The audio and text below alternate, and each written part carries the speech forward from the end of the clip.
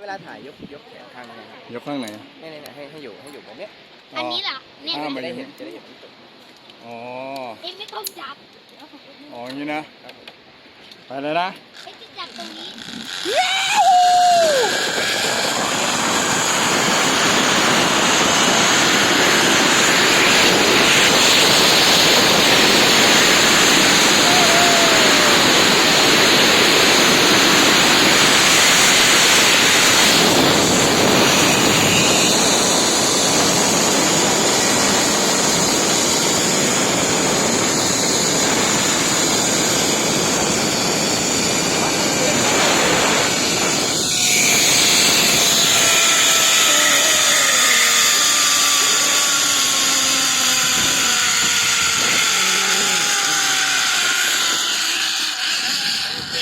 โอ้สุดยอด